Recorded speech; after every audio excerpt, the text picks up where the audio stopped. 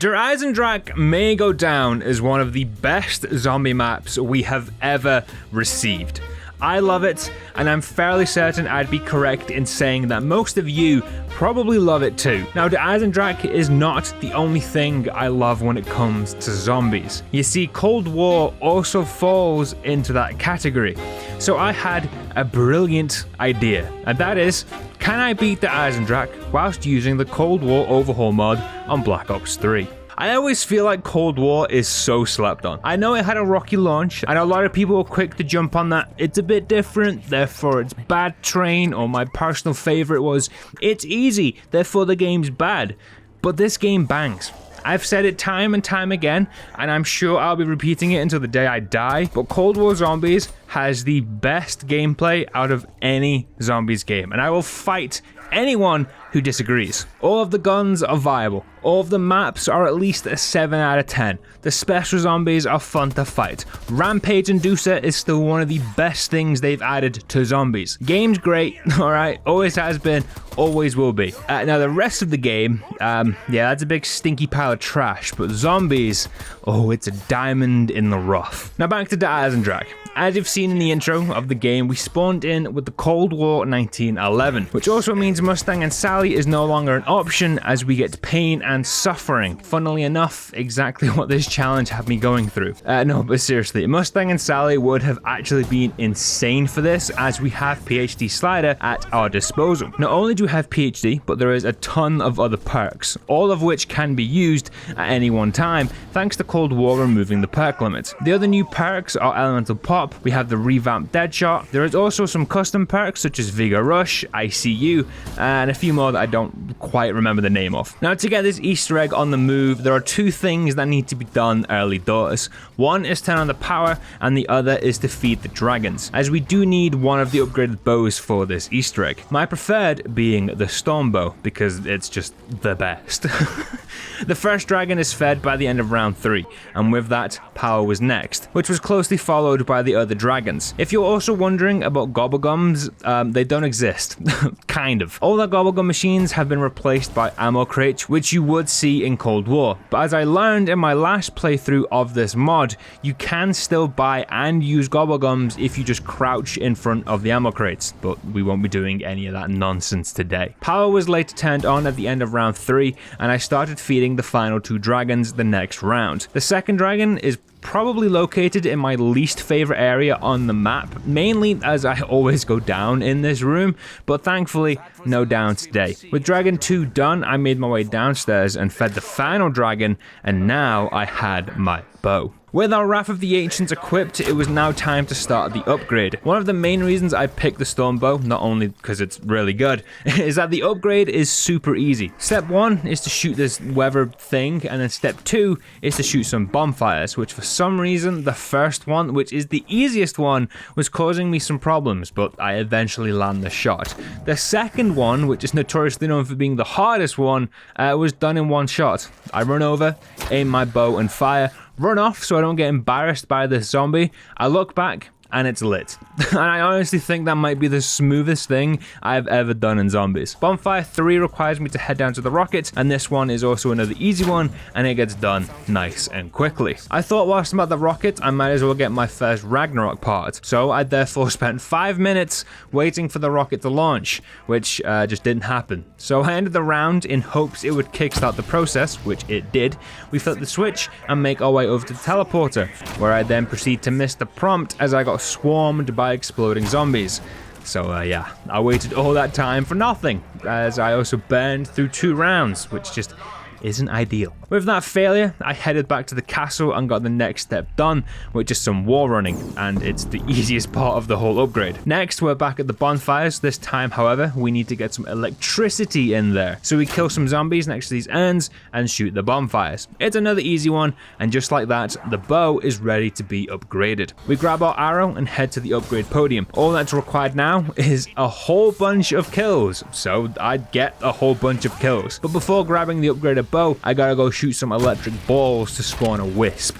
So, ball shot, wisp spawned, and Stormbow acquired. Things were going well.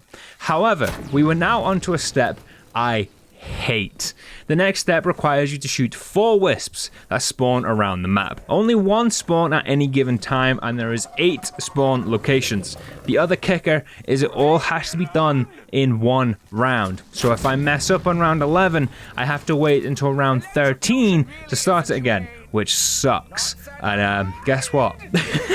I messed it up. Round 13, however, was a success. We found all 4 wisps, blasted the crap out of all 4 wisps, and now I get to do some fun timey-wimey stuff and go back in time to grab a fuse and a big old tube of blue stuff. This cues another problem. I forgot where the fuses were. You know, it's kind of hard to miss the blue tube, but the fuses are tucked right into a corner, which I missed. And because we're on a timer, I didn't find them in time, which meant I had to do all of that again.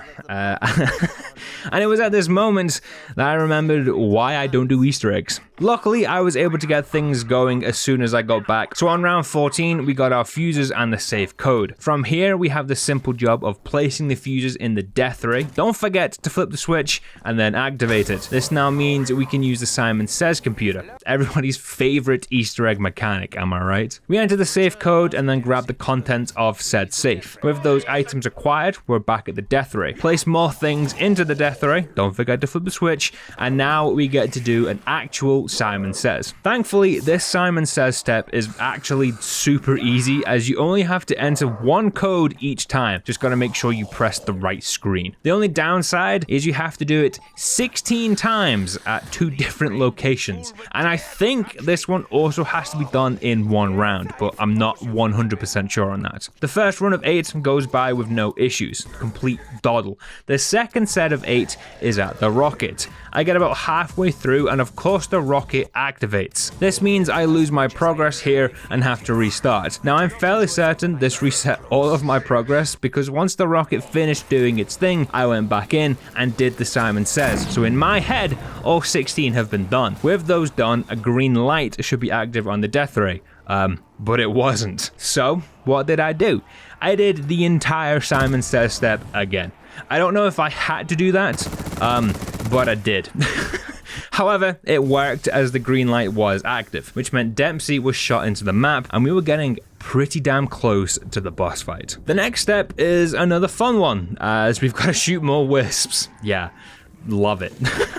God, I hate these steps. Thankfully, as I've already done this twice, the route of wisps was ingrained in my brain, so it didn't actually take me that long. Doesn't mean it isn't a trash step though. With the wisps shot, we teleport back in time once again, and this time we have to grab a tablet, which is easy enough. From here, we place the tablet down, and we're almost ready for the final step before the boss fight. After this, all I need to do is grab the golden rod and place it in the slot on the tomb where you get the bow. Now this step is basically just follow the ghost and kill 4 full rounds worth of zombies with whatever bow you have. So that's what I did. The stone bow makes this step an absolute breeze, as it's basically just damage control the weapon. The first 2 areas where we need to get kills are easy peasy, as the only enemies we need to kill is regular zombies. The next 2, however, are a little trickier as panzers start spawning.